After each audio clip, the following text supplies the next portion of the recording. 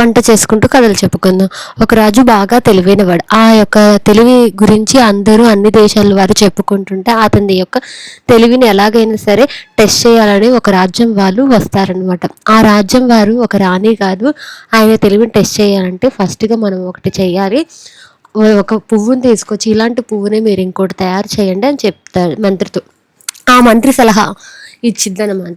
అలానే ఒక పువ్వు తయారు చేసి ఆ పువ్వులు 2 కూడా తీసుకెళ్తారు ఆ రాజుగారి దగ్గరికి. ఆ రాజు కూడా చెప్తారు, ఇందులో ఏ పువ్వు ఒరిజినల్ పువ్వో మీరు టెస్ట్ చేసి చెప్పాలి, కాకపోతే దూరంగానే ఉండాలి అని చెప్తే సరే అని ఆయన ఏం చెప్తారో అందరూ కూడా ఆ రాజు మొహం చూస్తుంటే ఆ రాజు మాత్రం ఆ యొక్క 2 పువ్వుల వైపే చూస్తూ ఉంటాడు. ఈలోపు ఒక తుమ్మెద వచ్చి నిజమైన పువ్వు మీద వాలిద్ది.